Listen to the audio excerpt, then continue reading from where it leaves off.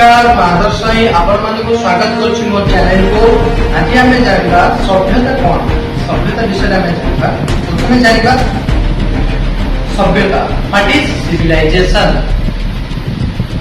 सभ्यता कहले साधारण भाव निर्दिष्ट स्थान स्थायी भाव बसवास करने को सभ्यता।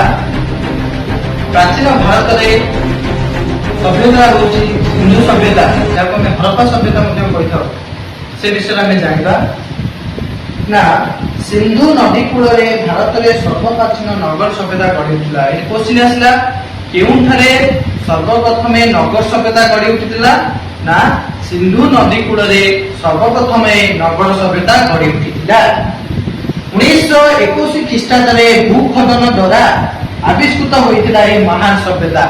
केबे सिंधु सभ्यता आविष्कृत होता भूखनन फल ना 1921 मसीह माटी तले खोलाई सिंधु सभ्यता कौन होता आविष्कार होता लोकलोचन को आसी पारा।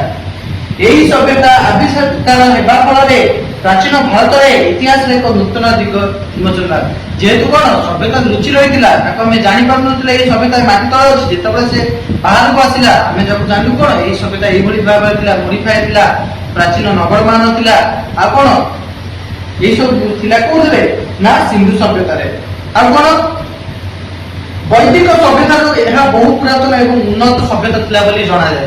वैदिक परंपरा सभ्यता रे मध्ये सिंधु सभ्यता होची बहुत प्राचीन सभ्यता हमें जानिबा को पाइथौ। आ कोन ना ऐतिहासिक पर्यालोचना स्पष्ट होता है नगर परिकल्पना निष्कासन व्यवस्था स्थापत्य वाणिज्य व्यवसाय एवं धर्म यही सब व्यवस्था कौटा थिला सही सभ्यता थिला। को सभ्यता ना सिंधु सभ्यता। सिंधु सभ्यता कौन कौन थिला जल निष्कासन व्यवस्था थिला नगर परिकल्पना थिला धर्म थिला आ कौन थिला स्थापत्य वाणिज्य व्यवसाय ये सब थिला कौटा रे ना सिंधु सभ्यता। सभ्यता कहले सेमिति हमें बुझिबानी सभ्यता कहले जोटा स्थायी भाव लोक माने बसवास स्थापन करी निजर व्यवसाय वाणिज्य कारोबार स्थापन करथांती एवं नगर परिकल्पना स्थापन करथांती ताको हम कहथौ सभ्यता। तापर जानिबा कोन मेसोपोटामिया मिस्र सभ्यता समकक्ष कराई पारिथिला। एही सभ्यता बोली कोन सिंधु सभ्यता मेसोपोटामिया आ कोन ना मिस्र सभ्यता सहित समकक्ष होई पारिथिला। भारत एवं भारत बाहर एही सभ्यता व्याप्त एवं विभिन्न स्थान में यहाँ समान रूपरेख एक विशेष मर्यादा रहे। यही भाव में भारत में मिली भारत बाहर भाव में सभ्यता थिबार सूचना देता है। आ कोन यही सभ्यता को सिंधु सभ्यता हरप्पा संस्कृति हरप्पा सभ्यता भाव में जानी था। यही सभ्यता में कौ सभ्यता जानता सिंधु सभ्यता कहीपर हरप्पा सभ्यता में कहीपर। प्रथम जानवा कौन हरप्पा सभ्यतार आविष्कार। हरप्पा सभ्यतार आविष्कार किपरि हेले ता विषय में जानवा। भारत में इंग्रेज शासन परिचालित थिबा बेले भारत जेतबेले इंग्रेज शासन चलता से कौन होता 1921 ख्रीष्टाब्द भारत सरकार प्रत्नतत्व संस्थार आर्कोलॉजिकल डिपार्टमेंट आनुकूल्य कौन होता भूखनन करा जाई प्रथम पश्चिम पंजाब रावी नदी बाम पार्श्व अवस्थित मंट गुमरी जिलार हरप्पा एवं सिंधु प्रदेश लालकेला जिले सिंधु नदीर दक्षिण पार्श्व अवस्थित मोहेंजोदारो ठारे यह सभ्यता को आविष्कार कराइला। कौन आविष्कार कराइला ना केते ख्रीष्टाब्द 1921 ख्रीष्टाब्द भारत सरकार आर्कोलॉजिकल डिपार्टमेंट द्वारा भूखनन करा जाय माटी खोला जाय प्रथम पश्चिम पंजाब रावी नदीर बाम पार्श्व अवस्थित मंटू गोमरी जिले में हरप्पा एवं सिंधु सभ्यतार आविष्कार करा जायतिला। आ कोन सार्जन मार्शल राखालदास बनर्जी एवं दयाराम साहनी परी प्रत्नतत्व मानक मानकर प्रचेषा जो यह संभव होता क्या जो संभव होता मात्र को देखिए सभ्यता को आविष्कार करवा सार्जन मार्शल आउ किए राखालदास बनर्जी दयाराम साहनी यही प्रत्नतत्व मान कौन सहयोग द्वारा प्रथम माटी खोदन भूखनन सभ्यता मान कौन आविष्कार होता। आ कौन ना 1946 मर्टिमर पहला पुणी से भूखनन करते पुणी से किए भूखनन करते 1946 मसीह सात मर्टिमर पहला पुणी से भूखनन कराई मोहेंजोदारो को आविष्कार करते मोहेंजोदारो शब्द अर्थ हूँ कौन नूतन नगरी ये आसो मोहेंजोदारो शब्दर अर्थ कौन ना नूतन नगरी। ବା ମୃତ ସ୍ତୂପ ମାଉଣ୍ଟ ଅଫ ଡେଡ୍। 1947 ଭାରତରେ ବିଭାଜିତ ହେବା ପରଠାରୁ ମହେଞ୍ଜୋଦାରୋ ଏବଂ ହରପ୍ପା ପାକିସ୍ତାନ ଅନ୍ତର୍ଭୁକ୍ତ ହୋଇଥିଲା। ମହେଞ୍ଜୋଦାରୋ ହରପ୍ପା ସଭ୍ୟତା କୋଉଠାରେ ଅନ୍ତର୍ଭୁକ୍ତ ହୋଇଥିଲା? ପାକିସ୍ତାନରେ। କେବେ? ନା ଯେତେବେଳେ ଭାରତ ବିଭାଜିତ ହେଲା। କେବେ ଭାରତ ବିଭାଜିତ ହେଲା?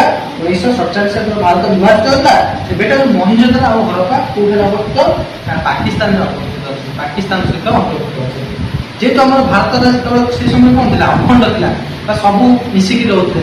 ଯେତେବେଳେ 1947 ଭାରତ କଣ ହେଲା? ବିଭାଜିତ ହେଲା। ସେତେବେଳେ କଣ ହେଲା? ଯୋଉ ହରପ୍ପା ଆଉ ଯୋଉ ମହେଞ୍ଜୋଦାରୋ ସେ ଦିଟା ଆମର କାହା ସହିତ ଅନ୍ତର୍ଭୁକ୍ତ ହେଲା? ନା ପାକିସ୍ତାନ ସହିତ ଅନ୍ତର୍ଭୁକ୍ତ ହେଲା। ସମୟ କ୍ରମେ ଭାରତ ଏବଂ ଭାରତ ବାହାରେ ଏପର୍ଯ୍ୟନ୍ତ ହଜାର ହଜାର ଉଦ୍ଧତନ ଏଇଭଳି ସଭ୍ୟତାର ଭଗ୍ନାବଶେଷ ଆବିଷ୍କୃତ ହୋଇଅଛି। ସର୍ବପ୍ରଥମେ ହରପ୍ପା ସଭ୍ୟତା ଆବିଷ୍କୃତ। ଏହି ସଭ୍ୟତାର ସାମାଜିକ ପ୍ରତ୍ୟେକ ସ୍ଥାନରେ ପରିଗଣିତ। ହରପ୍ପା ସଭ୍ୟତା ଭଳି ଅନେକ ସ୍ଥାନରେ ମଧ୍ୟ ବିଭିନ୍ନ ପ୍ରକାର ସଭ୍ୟତା ଆବିଷ୍କାର ହୋଇଥିଲା। ଆଉ କଣ ନା ତେଣୁ ଐତିହାସିକ ମାନେ ଭାରତରେ ସିନ୍ଧୁ ନଦୀ କୂଳରେ ଗଢି ଉଠିଥିବା ଏହି ପ୍ରାଚୀନ ସଭ୍ୟତାକୁ ସିନ୍ଧୁ ସଭ୍ୟତା ବା ହରପ୍ପା ସଭ୍ୟତା ଭାବରେ ଆମର ଭାରତ ପ୍ରଥମ ସଭ୍ୟତା ସେ ସଭ୍ୟତା ନାମ ହଉଛି ସିନ୍ଧୁ ସଭ୍ୟତା ବା ହରପ୍ପା ସଭ୍ୟତା। ସେଇଟା ହଉଛି ଆମର ପ୍ରଥମ ସଭ୍ୟତା।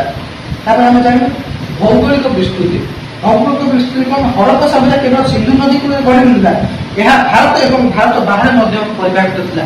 ହରପ୍ପା ସଭ୍ୟତା କେବଳ କଣ ଭାରତରେ ପରିବ୍ୟାପ୍ତ ନଥିଲା, ଭାରତ ଏବଂ ଭାରତ ବାହାରେ ମଧ୍ୟ କଣ ଥିଲା? ପରିଭୁକ୍ତ ଥିଲା। ପ୍ରତ୍ନତାତ୍ତ୍ୱିକ ଖନନ ଫଳରେ ଏହାର ବିସ୍ତୃତି ସମ୍ପର୍କ ଧାରଣା ମିଳିପାରୁଛି।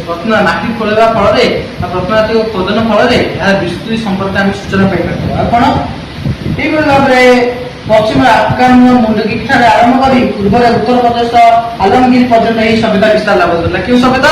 ହରପ୍ପା ସଭ୍ୟତା ବା ସିନ୍ଧୁ ସଭ୍ୟତା। ଏହି ଯାବତ ହରପ୍ପା ସଭ୍ୟତା ପ୍ରାୟ 1000ରୁ ଉର୍ଦ୍ଧ୍ୱ କେନ୍ଦ୍ରମାନେ ଆବିଷ୍କୃତ ହୋଇଛି। ସେଗୁଡ଼ିକ ମଧ୍ୟରେ ହରପ୍ପା, ମହେଞ୍ଜୋଦାରୋ, ଚାମୁଦାରୋ, କୁଟଡିଜି, ସୁତ୍କୋଚେଣ୍ଡର, ଆମ୍ରି, କୁଲି, ମେହେରଗଡ଼ ଏହି ସବୁ ଭାବରେ ସଭ୍ୟତା ସବୁ କଣ ବନୱାଡି ଏଇଭଳି ସଭ୍ୟତା ସବୁ ଗଢି ଉଠିଛି। ତାପରେ ଆମେ ଜାଣିବା ନଗର ପରିକଳ୍ପନା ଓ ସୌଧ। ହରପ୍ପା ସଭ୍ୟତା ନଗର ପରିକଳ୍ପନା ଓ ସୌଧ କିପରି ଥିଲା? ଆମେ ହରପ୍ପା ସଭ୍ୟତା ଆମେ କହିଥାଉ କଣ ମଡର୍ନ ସିଟି ଆମେ କହିଥାଉ। କାହିଁକି ନା ସେଠାରେ କଣ ସବୁ ବ୍ୟବସ୍ଥା ଥିଲା? ନା ଯେମିତିକି ଜଳ ନିଷ୍କାସନ ବ୍ୟବସ୍ଥା, ଡ୍ରେନେଜ ସିଷ୍ଟମ, ଆଉ କଣ ନଗର ପରିକଳ୍ପନା, ଆଉ କଣ ଯେମିତିକି ବ୍ୟବସାୟ ବାଣିଜ୍ୟ ଏଇଭଳି ଭାବେ ସବୁ ଜିନିଷ ପ୍ରକାର ସୁବିଧା ଥିଲା। ତାର ଜାଣିବା ନଗର ପରିକଳ୍ପନା ସୌଧ କିପରି ଥିଲା? ହରପ୍ପା ସଭ୍ୟତାର ନଗର ପରିକଳ୍ପନା ଥିଲା ବାସ୍ତବିକ ମଣ୍ଡଳ, ବାସ୍ତବିକ ସହର ଭଳି ହରପ୍ପା ସଭ୍ୟତା ଥିଲା। ଆଉ କଣ ଏକ ଦକ୍ଷ ସ୍ଥପତିର ନିର୍ଦ୍ଦେଶନା ସତ୍ୟ ହେବା ଏହା ସୃଷ୍ଟି ହୋଇଥିଲା। ନଗରର ସାଜସଜ୍ଜା ଅଭିନବ ଥିଲା। ନଗର ସାଜସଜ୍ଜା ଅଭିନବ, ରାସ୍ତାଘାଟ, ଶସ୍ୟାଗାର, ଯେତେବେଳେ ସିନ୍ଧୁ ସଭ୍ୟତାର ଅଧିବାସୀ ମାନେ ଉଦ୍ଧତାରେ ସଭ୍ୟତାରେ କଣ ରାସ୍ତାଘାଟ ଥିଲା। ଆଉ କଣ ଶସ୍ୟ ରଖିବା ପାଇଁ ଶସ୍ୟାଗାର ଥିଲା। ଯାହାର ଉଦାହରଣ ଆମେ ପାଇପାରୁଥିବୁ କଣ ହରପ୍ପା ସଭ୍ୟତାରେ। ଆମେ ସଭ୍ୟତାରେ ଯେମିତି କହିଲେ ପ୍ରକୃତ ନଗର, ନଗର କହିଲେ କଣ ନା ଯୋଉଠାରେ ସବୁ ପ୍ରକାର ସୁବିଧା ସୁଯୋଗ ରହିଥାଏ। ରାସ୍ତାଘାଟ ହଉ, ନାଳ ନର୍ଦ୍ଦମା ସୁବିଧା ସୁଯୋଗ ହଉ, ବ୍ୟବସାୟ ସୁବିଧା ସୁଯୋଗ ହଉ, ଆଉ କଣ ବାଣିଜ୍ୟ ହଉ, କାରବାର ହଉ, ଏଇ ସବୁ ସୁବିଧା ସୁଯୋଗ ଯୋଉଠାରେ ରହିଥାଏ ଆମେ ତାକୁ କହୁଛୁ କଣ ସଭ୍ୟତାକୁ ନଗର ସଭ୍ୟତା। ସେଇଭଳି ଆମର ହରପ୍ପା ସଭ୍ୟତା ହଉଛି ନଗର ସଭ୍ୟତା। ଦୁର୍ଗ ଏବଂ ଜନବସତି ଅଞ୍ଚଳ ହରପ୍ପା ସଭ୍ୟତା। ହରପ୍ପା ସଭ୍ୟତାର ପ୍ରଧାନ ବୈଶିଷ୍ଟ୍ୟ ଥିଲା ନଗର ନିର୍ମାଣ। ଏଠି ଆସିବ ହରପ୍ପା ସଭ୍ୟତାର ପ୍ରଥମ ବୈଶିଷ୍ଟ୍ୟ ଥିଲା କଣ? ନଗର ନିର୍ମାଣ। ପ୍ରତ୍ୟେକ ନଗରକୁ ମୁଖ୍ୟତଃ ଦୁଇ ଭାଗରେ ବିଭକ୍ତ କରାଯାଇଥିଲା। ପ୍ରତ୍ୟେକ ନଗରକୁ ମୁଖ୍ୟତଃ ଦୁଇ ଭାଗରେ ବିଭକ୍ତ କରାଯାଇଥିଲା। କଣ କଣ? ଉଚ୍ଚ ସ୍ଥାନରେ ନିର୍ମିତ ହୋଇଥିଲା ତାକୁ ଆମେ କହୁଛୁ ଦୁର୍ଗ। ଉଚ୍ଚ ସ୍ଥାନରେ ଯୋଉ ନଗର ନିର୍ମାଣ ଥିଲା ତାକୁ ଆମେ କହୁଛୁ ଦୁର୍ଗ। ତାପରେ କଣ? ଏଠାରେ ଶାସକ ଗୋଷ୍ଠୀ ବା ପୁରୋହିତ ମାନେ ବସବାସ କରୁଥିଲେ। ଦୁର୍ଗରେ କେଉଁମାନେ ବସବାସ କରୁଥିଲେ? ଶାସକ ଗୋଷ୍ଠୀ ବା ପୁରୋହିତ ମାନେ ବସବାସ କରୁଥିଲେ। ତାପରେ ଆସିଲା କିଏ? ଦୁର୍ଗର ନିମ୍ନ ଅଂଶରେ ବିସ୍ତାର ଲାଭ କରିଥିଲା ନଗରର ଜନବସତି। ସେଠାରେ ବିଭିନ୍ନ ସମ୍ପ୍ରଦାୟର ଲୋକମାନେ ବସବାସ କରୁଥିଲେ। ପ୍ରଥମେ ଆସିଲା ଦୁର୍ଗ, ତାପରେ ଆସିଲା ଏକ ନିମ୍ନ ଅଞ୍ଚଳ। ନିମ୍ନ ଅଞ୍ଚଳରେ କୋଉମାନେ ଥିଲେ? ଜନବସତି ଥିଲା। ସେଠାରେ ବିଭିନ୍ନ ସମ୍ପ୍ରଦାୟର ଲୋକମାନେ ବସବାସ କରୁଥିଲେ। ନଗରର ଚତୁଃପାର୍ଶ୍ୱରେ ପ୍ରାଚୀର ଘେରି ରହିଥିଲା। ନଗର ଚାରିପଟେ କଣ ପ୍ରାଚୀର ଘେରି ରହିଥିଲା। ଆଉ କଣ ଏଇ ପ୍ରାଚୀର କୁଡାଇଠାରେ ନିର୍ମିତ ହୋଇଥିଲା।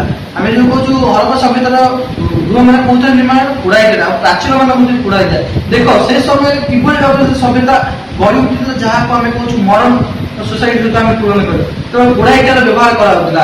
ଆଉ କଣ ଦୁଇ ମାନ ବିଶିଷ୍ଟ ଘରର ବ୍ୟବହାର ହେଉଥିଲା। ଆଉ କଣ ରାସ୍ତାଘାଟ ଥିଲା, ଆଉ ଡ୍ରେନେଜ ସିଷ୍ଟମ ମଧ୍ୟ ଥିଲା। ସେଇ ସଭ୍ୟତାକୁ ଆମେ କହୁଛୁ କଣ ହରପ୍ପା ସଭ୍ୟତା, ଯାହାକୁ ଆମେ କହୁଛୁ ନଗର ସଭ୍ୟତା। ହରପ୍ପା ସଭ୍ୟତା ପରି କଣ ମହେଞ୍ଜୋଦାରୋ, ହରପ୍ପା, କାଲିବଙ୍ଗା ଆଦି ନଗର ପରିକଳ୍ପନା ଏଇ ଢାଞ୍ଚାରେ କରାହେଲା। ଏଇ ଢାଞ୍ଚାରେ କୁଡାଇଟାରେ ଥିଲା କଣ କୁଡାଇଟାରେ ନିର୍ମାଣ। ଦୁଇ ମହଲା ବିଶିଷ୍ଟ ଗୃହ ଥିଲା, ରାସ୍ତାଘାଟ ମଧ୍ୟ ନିର୍ମାଣ ଥିଲା। ବାସଗୃହ।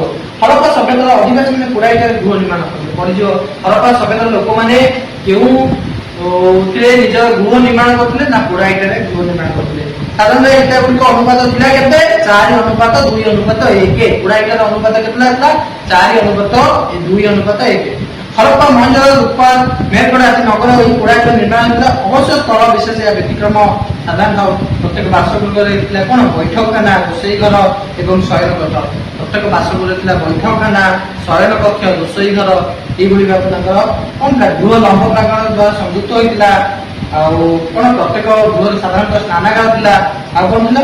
ଏହା ପାଖରେ କୂପ ମଧ୍ୟ ରହିଥିଲା। ଏକ କୂପର ମଧ୍ୟ ସୁବିଧା ରହିଥିଲା। ପ୍ରତ୍ୟେକ ଘରେ କୂପର ସୁବିଧା ରହିଥିଲା, ସ୍ନାନାଗାରର ସୁବିଧା ରହିଥିଲା, ବୈଠକଖାନା ରହିଥିଲା, ରୋଷେଇ ଘର ମଧ୍ୟ ରହିଥିଲା। ଆଉ କଣ? ଶୟନ କକ୍ଷ ମଧ୍ୟ ରହିଥିଲା। ଏବଂ ନାଳ ଦେଇ ମଇଳା ପାଣି ଆବର୍ଜନା ନିର୍ଗତ ହେଲା ଏବଂ ସହର ମୁଖ୍ୟ ନାଳ ରହିଥିଲା। ଯୋଉ ମଇଳା ପାଣି ବ୍ୟବହାର ହଉଥିଲା ସେ ମଇଳା ପାଣି ଯାଇ କୋଉଠି? ସହରର ବାହାରେ ଯାଇକିରି ନିଷ୍କାସନ ହଉଥିଲା। ଇଟା ନିର୍ମିତ ପାବଛ ଶ୍ରେଣୀ 2 ମହଲା ବିଶିଷ୍ଟ ଗୃହ ଥିବା ପ୍ରଧାନ ବନ୍ୟପଶୁ ଆକ୍ରମଣ ରକ୍ଷା ପାଇଁ ପ୍ରତ୍ୟେକ ଘର ଉଚ୍ଚ ପାଚେରୀ ହୋଇଥିଲା। ବନ୍ୟପ୍ରାଣୀ ଏବଂ ବାହ୍ୟ ଆକ୍ରମଣ ରକ୍ଷା କରିବା ପାଇଁ କଣ? ଉଚ୍ଚ ପାଚେରୀର ନିର୍ମାଣ କରାଯାଇଥିଲା। ତାପରେ ରାସ୍ତାଘାଟ ପ୍ରଶସ୍ତ ଥିଲା। ସିନ୍ଧୁ ସଭ୍ୟତା ରାସ୍ତାଘାଟ ଖୁବ୍ ପ୍ରଶସ୍ତ ଥିଲା। ନଗର ମଧ୍ୟ ନେଇ ରାସ୍ତାଗୁଡ଼ିକ ପୂର୍ବରୁ ପଶ୍ଚିମ ଏବଂ ଉତ୍ତରରୁ ଦକ୍ଷିଣ ଲମ୍ବି ଯାଇଥିଲା। ଏହି ରାସ୍ତା ପରସ୍ପରକୁ ସମକୋଣରେ ଛେଦ କରୁଥିଲା। ହରପ୍ପା ସଭ୍ୟତାର ରାସ୍ତା ଗୁଡ଼ିକ କେଉଁଭଳି ଭାବରେ ଛେଦ କରୁଥିଲା ନା ସମକୋଣୀ ଭାବରେ ଛେଦ କରୁଥିଲା ପରସ୍ପରକୁ। ଏଇଟା କୋଶ୍ଚିନ୍ ଆସିଯାଇପାରେ। ଏ ଛେଦ କରିବା ତାମାନେ ବତିକୁଣ୍ଡର ବ୍ୟବସ୍ଥା ଥିଲା। ଦେଖ ବତିକୁଣ୍ଡ ବେଳେ ଲାଇଟର ଯୋଉ ବ୍ୟବସ୍ଥା ମଧ୍ୟ ଥିଲା ହରପ୍ପା ସଭ୍ୟତା। ସେଥିପାଇଁ ଆମେ ହରପ୍ପା ସଭ୍ୟତାକୁ ଆମେ କହିଥାଉ କଣ? ନଗର ସଭ୍ୟତା। ସିଟି ବୋଲି ଆମେ ତାକୁ ତୁଳନା କରୁଛୁ ଆଧୁନିକ ଯୁଗରେ। ହରପ୍ପା ସଭ୍ୟତାର ରାସ୍ତା ଗୁଡ଼ିକ ନିରୀକ୍ଷଣ କରି ପ୍ରଫେସର E.J.H. ମାର୍କେ ମତ କରିଛନ୍ତି ଯେ ରାସ୍ତା ଗୁଡ଼ିକ ଏପରି ଭାବେ ନିର୍ମାଣ କରା ଯେ ଏହା ମଧ୍ୟ ପ୍ରବାହିତ ହେଉଥିବା ପବନ ଶୋଷଣ ପନ୍ଥ ପରି କାର୍ଯ୍ୟ ପ୍ରାକୃତିକ ଉପାୟରେ ନଗର ପରିବେଶ ନିର୍ମଳ ରହୁଥିଲା। ଯୋଉ ପବନ ପ୍ରାକୃତିକ ପବନ କଣ କରୁଥିଲା? ନଗରକୁ କଣ? ସ୍ୱଚ୍ଛମୟ ବା କଣ? ନିର୍ମଳ ରଖୁଥିଲା। ଆଉ ବୃହତ ସ୍ନାନାଗାର। ହରପ୍ପା ସଭ୍ୟତାର ମୁଖ୍ୟ ଆକର୍ଷଣ ହେଉଛି ବୃହତ ସ୍ନାନାଗାର। ହରପ୍ପା ସଭ୍ୟତାର ପ୍ରମୁଖ ଆକର୍ଷଣ ଥିଲା ଦୁର୍ଗ ଅଞ୍ଚଳରେ ଅବସ୍ଥିତ ବୃହତ ସ୍ନାନାଗାର। ମହେଞ୍ଜୋଦାରୋ ଆବିଷ୍କୃତ ହୋଇଥିବା ଏହି ସ୍ନାନାଗାର ଦୈର୍ଘ୍ୟ ହେଉଛି କେତେ? 12 ମିଟର। ଏଇଟା କୋଉଠି ଆବିଷ୍କାର ହେଲା? ବୃହତ ସ୍ନାନାଗାର ମହେଞ୍ଜୋଦାରୋ ଆବିଷ୍କାର ହୋଇଥିଲା। ତାର ପ୍ରସ୍ତ ଦୈର୍ଘ୍ୟ ହେଉଛି 12 ମିଟର, ପ୍ରସ୍ତ ହେଉଛି 7 ମିଟର। ଆଉ କଣ? ଗଭୀରତା ହେଉଛି 3 ମିଟର। ଯେଉଁ ବୃହତ ଗୃହରେ ଏହା ଅବସ୍ଥିତ ସେଗୁଡ଼ିକର ଦୈର୍ଘ୍ୟ ହେଉଛି 55 ମିଟର ଏବଂ ପ୍ରସ୍ତ ହେଉଛି 33 ମିଟର।